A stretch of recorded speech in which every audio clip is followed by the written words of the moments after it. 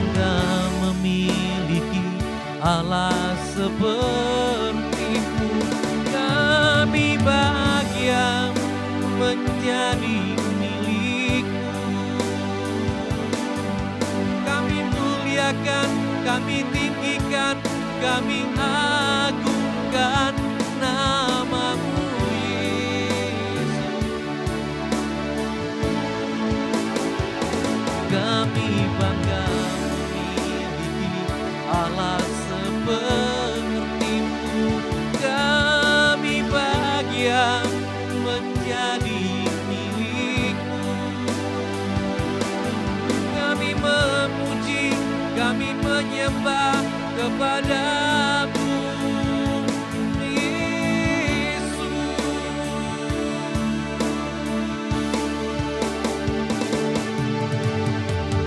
Haleluya.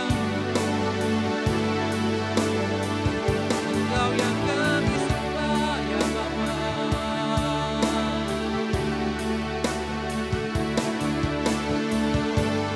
Engkau yang layak.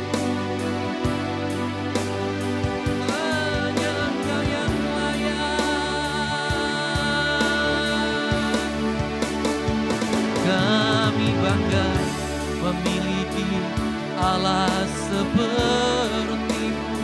Kami bahagia menjadi milik-Mu. Kami muliakan, kami tinggikan, kami agungkan nama-Mu, Yesus.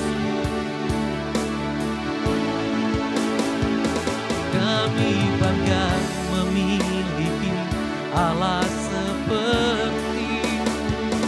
Kami bahagia menjadi milik-Mu. Kami memuji, kami menyembah kepada-Mu, Yesus.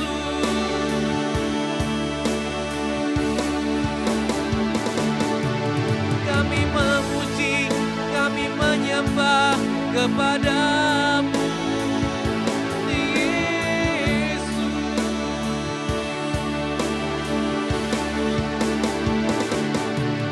Kami memuji, kami menyembah kepada-Mu, Yesus.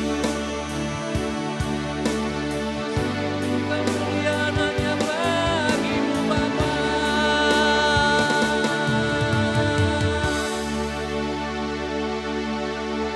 Ya, shalom Bapak Ibu yang dikasih Tuhan. Senang sekali bisa kembali berjumpa di dalam program Ibadah Doa Pagi. Namun sebelum kita mendengarkan firman Tuhan, mari kita berdoa terlebih dahulu. Bapa di surga, dalam nama Yesus kami bersyukur, terima kasih untuk anugerah-Mu yang luar biasa di dalam setiap hidup kami. Sungguh tak berkesudahan kasih setia Tuhan, tak habis-habisnya rahmat-Mu senantiasa baru setiap pagi. Besar setiamu bagi kami ya Tuhan. Dan kami percaya hari ini adalah hari yang telah Tuhan jadikan bagi kami. Oleh sebab itu kami bersuka cita, bersorak-sorai karena kebaikan Tuhan di dalam setiap kehidupan kami. Keyakinan percaya penyertaan-Mu sepanjang hari ini senantiasa menyertai kami dimanapun kami berada. Terima kasih Bapa di surga, kembali berfirman-Lah. Biarlah segala pujian dan sembah kami kiranya sungguh benar memberkati serta menyenangkan Engkau di tempat yang maha tinggi. Terima kasih untuk hadirat kasih dan kuasa-Mu yang sudah boleh kami nikmati dalam persekutuan kami bersama dengan Engkau. Dan di dalam hadirat-Mu kembali kami rindu, biarlah kiranya Tuhan berbicara bagi kami. Untuk itu berfirman-Lah ya Tuhan, karena setiap hati kami senantiasa lapar dan haus akan kebenaran firman Tuhan. Berfirman-Lah bagi kami, di dalam nama Yesus kami berucap syukur. Kita yang percaya diberkati Tuhan katakan bersama saya, haleluya, puji Tuhan, amin. Ya, Bapak Ibu yang saya kasih dari Tuhan, pada kesempatan kali ini mari kita sama-sama melihat kepada kebenaran firman Tuhan. Firman Tuhan pada pagi hari terambil dari 2 Korintus 4 ayat 17 dan ayat 18. 2 Korintus 4 ayat 17 dan ayat 18. Demikianlah kebenaran sabda firman Tuhan. Sebab penderitaan ringan yang sekarang ini mengerjakan bagi kami kemuliaan kekal yang melebihi segala-galanya, jauh lebih besar daripada penderitaan kami. Sebab kami tidak memperhatikan yang kelihatan, melainkan yang tak kelihatan. Karena yang kelihatan adalah sementara, sedangkan yang tak kelihatan adalah kekal. Haleluya. Amin. Sedemikian jauh pembacaan firman Tuhan yang berbahagia dalam mendengar, menyimpan, serta melakukannya dalam hidupnya hari lepas hari. Bagaimana kita menyikapi situasi keadaan hari-hari ini yang sedang boleh terjadi. Dan dengan kondisi situasi yang terjadi seringkali memberikan dampak penderitaan bagi setiap kita. Tetapi kita sebagai anak-anak Tuhan, kita harus mengerti bahwa situasi, kondisi kesukaran, kesulitan, permasalahan ekonomi, sakit, penyakit, bahkan dalam situasi kondisi pandemi yang seperti ini, ya mungkin kita juga semua pasti mengalami penderitaan. Tetapi penderitaan itu adalah penderitaan, di sini dikatakan adalah penderitaan yang ringan. Alkitab berkata penderitaan yang ringan. Kenapa? Karena itu kan tidak akan terus selamanya kita mengalami penderitaan itu. Pasti penderitaan itu ada waktunya, pasti selesai. Nah, kenapa dikatakan walaupun ya saya yakin dan percaya ada penderitaan-penderitaan yang melebihi batas kekuatan dan kemampuan kita, tetapi Alkitab tetap berkata bahwa penderitaan-penderitaan itu adalah penderitaan yang ringan. Kenapa? Karena Tuhan mau agar kita tidak mengalami penderitaan yang berat. Penderitaan yang berat tiada lagi lain pada waktu kita mengalami keberpisahan dengan Tuhan. Nah, itu keberpisahan mengakibatkan penderitaan yang kekal buat kita. Nah, penderitaan yang kekal itu tuh yang sangat amat berat bagi setiap kita semua. Sehingga kita bisa menyikapinya deh dengan penderitaan-penderitaan yang Tuhan izinkan terjadi dalam setiap hidup kita. Justru sebaliknya, penderitaan itu kita pakai untuk menjadi alat agar kita berharap sepenuhnya kepada Tuhan. Sebab dengan penderitaan itu maka kita semua pasti akan datang dan mencari Tuhan. Dan orang yang datang serta mencari Tuhan dengan segenap hati, maka Allah sekali-kali tidak akan pernah mengecewakan. Sesiapapun yang mau datang kepada Dia serta menaruh pengharapan kepada Dia, maka Dia pasti akan memberikan kelegaan dan jawaban bagi kita semua. Sebab itulah kerinduan Tuhan di dalam setiap kehidupan kita. Coba kita telusuri deh, apa sih yang terjadi? Apa sih maksud Tuhan dengan penderitaan yang Tuhan izinkan terjadi? Kita punya satu kisah yang luar biasa, yaitu Ayub. Ayub berkata begini di dalam penderitaannya. Ya, Ayub pasal 10 ayat 12. Ya, Ayub pasal 10 ayat 12 demikian firman Tuhan. Hidup dan kasih setia kau karuniakan kepadaku, dan pemeliharaanmu menjaga nyawaku. Haleluya. Tetapi inilah yang kau sembunyikan dalam hatimu. Aku tahu bahwa inilah maksudmu. Kalau aku berbuat dosa, maka engkau akan mengawasi aku, dan engkau tidak akan membebaskan aku daripada kesalahanku. Wow. Ayub mencatatnya di tengah penderitaan yang Tuhan izinkan terjadi. Sesungguhnya apa? Ada sesuatu yang disembunyikan di hati Tuhan. Sesuatu yang disembunyikan di hati Tuhan. Siapa yang bisa menyelaminya? Yang bisa menyelaminya hendaklah setiap kita anak-anak Tuhan. Apa sih yang disembunyikan, yang dirahasiakan dari Tuhan? Tiada lagi lain. Pada waktu Dia melihat ada kesalahan, pelanggaran, dan dosa di dalam setiap kehidupan umat manusia, apalagi terhadap pribadi-pribadi, kekasih-kekasih Tuhan, anak-anak yang Dia kasih dan Dia cintai, yang ditebus dengan darahnya yang mahal. Tetapi masih ada kelakuan-kelakuan dan perbuatan dosa yang bermanifest dalam hidup. Bahkan ada sesuatu yang mungkin Anda nggak sadari bahwa itu sesungguhnya adalah dosa. Maka Bapak Ibu yang saya kasih dan dikasih Tuhan, Tuhan mau atau tidak mau, maka Dia izinkan penderitaan itu terjadi. Supaya apa? Kita bisa mengalami introspeksi kepada diri kita. Dengan situasi kondisi ini, sesungguhnya apa sih? Kita bisa melihat akan keberadaan kita yang paling dalam, yang sebelumnya kita nggak bisa lihat, tetapi Tuhan lihat. Tetapi dengan penderitaan yang Tuhan izinkan, apa yang kita tidak lihat, tetapi yang Tuhan lihat selama ini, kali ini melalui penderitaan kita bisa melihatnya. Haleluya. Nah, setelah kita bisa melihatnya, kita nggak boleh larut dong di dalam penyesalan yang mendalam, seolah-olah kita tidak mempunyai solusi dan jalan keluar. Sebab kita tahu dosa dan dosa yang tersembunyi akan mengakibatkan penderitaan yang sangat amat berat, penderitaan yang kekal, mengalami keberpisahan dengan Tuhan. Hal itu yang Tuhan gak inginkan terjadi dalam setiap hidup kita. Nah, setelah kita mengerti dan kita mengetahuinya, maka kita gak boleh putus asa seperti tidak mempunyai solusi jalan keluar. Dengan kita melihat, dengan kita mengetahui, dengan kita mengerti, sesungguhnya ada sesuatu yang masih tersembunyi di dalam setiap hati kita, maka kita masih punya kesempatan. Untuk itu apa? Kita datang dong kepada Tuhan. Dengan cara bagaimana? 1 Yohanes 1:9 berkata, jika kita mengaku dosa kita, maka Dia adalah Allah yang setia dan adil.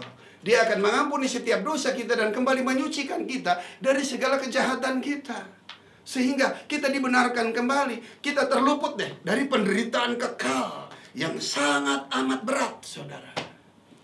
Oleh sebab itu mari di tengah kondisi situasi keadaan yang seperti ini, sikapi, responi penderitaan itu dengan benar. Tujuannya nggak ada lagi lain, agar kita bisa mengintrospeksi. Dan pada waktu kita mengintrospeksi, jangan coba cari solusi kepada manusia. Karena hari-hari ini semua manusia sedang diintrospeksi oleh Tuhan. Nah, kalau semua manusia mengalami hal yang sama, Anda nggak boleh datang kepada manusia. Anda hanya harus datang kepada Tuhan. Dan orang yang datang kepada Tuhan sekali-kali tidak akan pernah dikecewakan. Kenapa? Karena memang itulah kerinduan hati Tuhan untuk saudara saya bisa datang kepada Dia. Rendahkanlah hati kita. Izinkan Dia bermanifest dalam hidup kita. Mungkin jika Dia ingin memperbaharui kita, mari izinkan Roh-Nya memperbaharui kita.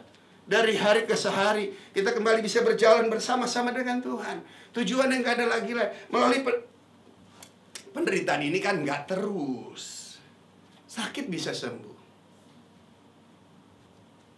Bokeh bisa berduit lagi. Nggak terus masalah ini. Penderitaan nggak terus. Nah, kenapa? Karena kita masih hidup dalam dunia, kita masih punya solusi. Tapi ntar, jika waktunya udah selesai, Anda nggak akan pernah mungkin bisa memperbaiki diri lagi. Sebab sudah masuk di dalam dimensi kekekalan. Upah dosa adalah maut. Nah, oleh sebab itu, mari kita masih punya waktu di tengah kondisi situasi keadaan seperti ini. Ya, saya bersedih, saya turut prihatin dengan ada korban yang mungkin meninggal atau ya masalah meninggalkan, semuanya pasti meninggal. Jangan melo-melo banget. Bukan berarti saya nggak punya perasaan. Ya, kita meninggal bisa dengan cara berbagai-bagai macam. Jadi kalau dengar khotbah jangan pernah berpikir seolah-olah saya sebagai pengkhotbah nggak punya perasaan terhadap korban yang sudah no, semua pasti akan mati. Tapi jangan takut mati. Namun sebelum mati bertobat dulu. Itu yang paling penting, saudara. Haleluya. Nah, oleh sebab itu mari ya, dengan kondisi situasi keadaan seperti ini, kita masih punya waktu datang dengan segenap hati kepada Tuhan. Sebab bagi Dia tidak ada sesuatu pun yang tersembunyi. Bagi Dia tidak ada sesuatu pun yang menjadi rahasia. Dan bersyukur, terima kasih Dia telah menyatakan keinginannya di dalam setiap kehidupan kita. Dan setelah itu apa yang terjadi? Coba kita lihat firman Tuhan. Terambil dari Efesus 5 ayat 16. Dan pergunakanlah waktu yang ada, karena hari-hari ini adalah jahat. Setelah Tuhan memulihkan kita dengan kita datang kepada Dia, maka pemulihan itu pasti terjadi di dalam hidup kita. Yang pertama, pada waktu kita mengaku kepada Tuhan, pada waktu kita mau dikoreksi Tuhan, yang paling pertama adalah damai sejahtera yang Tuhan berikan di dalam setiap hidup kita. Dan setelah itu hidup kita bukan lagi berdasarkan apa yang kita lihat. Sebab yang kita lihat adalah bersifat sementara. Tapi kita hidup berdasarkan apa yang kita tidak lihat, tapi kita percaya. Sebab yang kita tidak lihat, yang kita percaya itu adalah kekal. Namun kekekalan bukan abstrak. Kekekalan berbicara tentang hidup di dalam kebenaran firman. Orang yang hidup di dalam kebenaran firman, maka dia disebut sebagai orang beriman. Orang beriman, maka dia mempunyai pola hidup yang benar. Nah, sebagai pola hidup yang benar, di sini dikatakan ayat 16. Dan pergunakanlah waktu yang ada, karena hari-hari ini adalah jahat. Waktu yang masih Tuhan berikan kepada kita untuk waktu-waktu ke depan, hendaklah Tuhan minta agar kita menggunakannya dengan hikmat, dengan pengetahuan dari tempat yang maha tinggi. Sebab hari-hari ini adalah hari-hari yang jahat. Nah, kalau hari-hari itu semakin jahat, kita sebagai orang benar, kita sebagai anak Tuhan, hendaklah juga tidak lagi menjadi jahat. Haleluya. Cukup harinya saja yang jahat, kitanya tidak menjadi jahat. Oleh sebab itu, kita perlu hikmat untuk menyikapi hidup kita hari-hari ini. Contohnya bagaimana? Ya, hari-hari ini kan memang PSBB transisi, kata gubernur kita. Iya, tetapi PSBB-nya kan masih ada. Nah, masa transisinya ini, kita juga harus mempunyai hikmat dong. Yang diadakan pelonggaran-pelonggaran hanya bersifat ekonomi. Tetapi yang namanya virusnya itu masih belum ada vaksinnya. Nah, oleh sebab itu kita harus menyikapi dengan bijak. Jadi contoh dan teladan. Gunakan masker, cuci tangan, jaga jarak. Haleluya. Ya, nggak harus langsung mau dibuka, wah lah. Enggak seperti itu. Tetapi kita harus mempunyai hikmat yang baik, yang benar. Artinya permasalahan ekonomi saja yang dilonggarkan, tetapi permasalahan kesehatan, permasalahan keamanan, kita masih mempunyai kewajiban untuk menjaganya. Dan jika kita hidup di dalam kehikmatan Tuhan, maka ini yang menjadi bagian dalam setiap hidup kita, orang percaya. Kita lihat Mazmur 5 ayat 13, demikianlah firman Tuhan. Sebab Engkaulah ya Tuhan yang memberkati orang benar. Engkau memagari dia dengan anugerah-Mu seperti perisai. Haleluya. Inilah menjadi bagian kita sebagai orang benar. Di situ dikatakan Tuhan memberkati kita. Karena kebenarannya ada dalam hidup kita, maka kewajiban Tuhan untuk memberkati kita. Jangan pernah takut tentang pembenaran Tuhan. Selanjutnya di situ dikatakan, Engkau memagari dia dengan anugerah-Mu seperti perisai. Saudara, artinya Tuhan senantiasa menyertai, menjaga setiap kita dengan anugerah, lepas anugerah. Anak yang Kukasih, Kutegur, Kuhajar. Haleluya. Selanjutnya lagi anugerahnya apa lagi? Allah mencukupkan segala kebutuhan, keperluan kita menurut kekayaan dan kemuliaannya. Anugerahnya apalagi jika kau mengalami kesakitan oleh kuasa beliau-beliau Tuhan Yesus, jadilah engkau sembuh. Haleluya. Amin. Inilah yang merupakan anugerah Tuhan. Dia memagari keluarga kita, Dia memagari segala sesuatu yang ada, Dia memberikan kekuatan kepada kita jika ada sesuatu yang Dia ambil. Karena Dia yang memberi dan yang mengambil. Anugerah Tuhan itu cukup bagi kita semua. Yakin dan percaya, semoga kasih Tuhan tetap mengandalkan Tuhan dalam setiap hidup kita, serta menyikapi kondisi situasi yang ada dengan benar. Kita tidak mempersalahkan Tuhan, tetapi justru Tuhan ingin mendapatkan kita semua mempunyai pola hidup yang murni dan benar. Haleluya. Tuhan Yesus memberkati. Kita berdoa. Bapa di surga, dalam nama Yesus, terima kasih Tuhan untuk anugerah-Mu yang menguatkan bagi kami semua, sehingga kami boleh mengerti di tengah situasi, kondisi, keadaan di luar batas kekuatan kemampuan kami, penderitaan-penderitaan yang Tuhan izinkan terjadi dalam hidup kami, tujuan yang gak ada lagi lain agar memberikan dampak introspeksi kepada diri kami sendiri. Tuhan, mari ya Bapa, terima kasih Engkau lihat, berikan kami kesadaran, kami juga boleh melihat jika ada hal yang tidak berkenan di hati Tuhan, yang masih ada dalam hati kami, biarlah kami melihatnya Tuhan, serta kami mengambil menjadi tanggung jawab kami, dan kami mengakuinya di hadapan Tuhan, sehingga Tuhan boleh memulihkan setiap hidup kami. Tuhan, terima kasih agar kami tidak masuk dalam penderitaan yang kekal ya Tuhan, penderitaan yang sangat mengerikan, yang merupakan hal yang Tuhan tidak inginkan terjadi dalam hidup kami. Terima kasih untuk waktu, hari-hari yang masih Tuhan berikan bagi kami. Berikan kepada kami hati yang bijaksana untuk menyikapi setiap hari-hari yang masih Tuhan beri dan percayakan dalam hidup kami. Karena kami yakin dan percaya Tuhan, Engkaulah memberkati setiap anak-anak-Mu. Dan kami yakin dan percaya Tuhan, anugerah-Mu memagari kami seperti perisai. Terima kasih Bapa di surga, tercurahlah kiranya segala berkat-Mu buat semua kekasih Tuhan. Di dalam nama Yesus kami berucap syukur. Haleluya. Amin.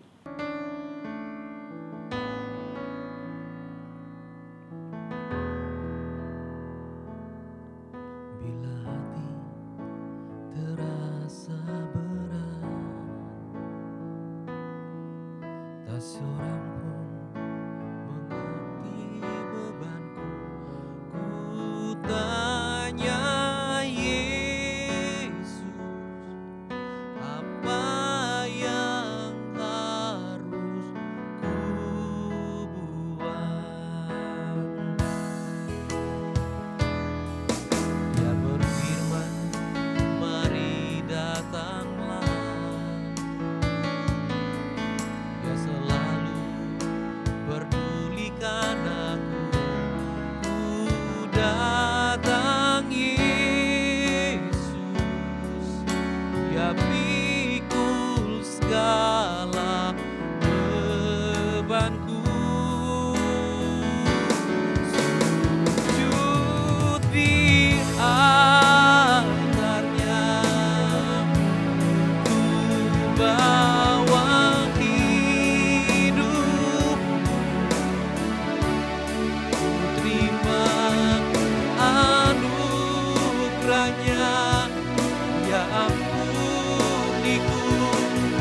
dan bebaskanku. Ya ubah hidupku, baharui hatiku. Sesuatu terjadi saat datang di altarnya.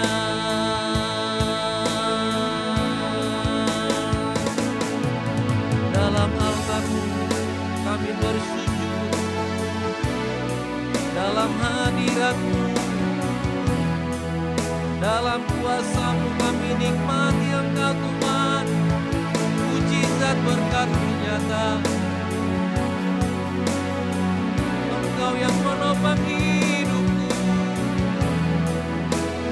Mulia nama-Mu Bapa-Ku.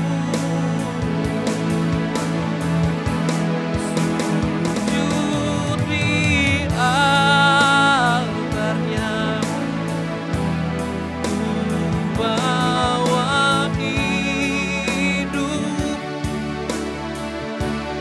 ku terima anugerahnya. Ya ampuniku dan bebaskanku.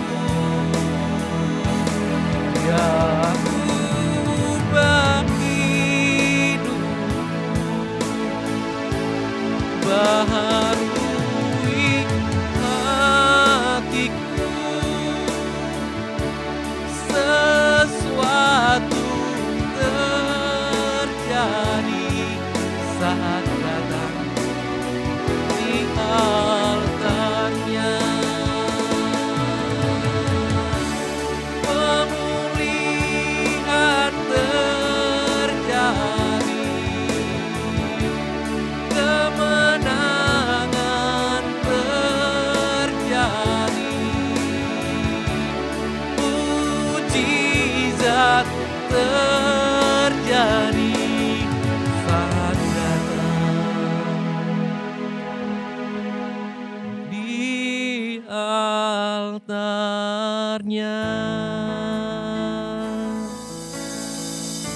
Sembah kami bagi-Mu, terpujilah nama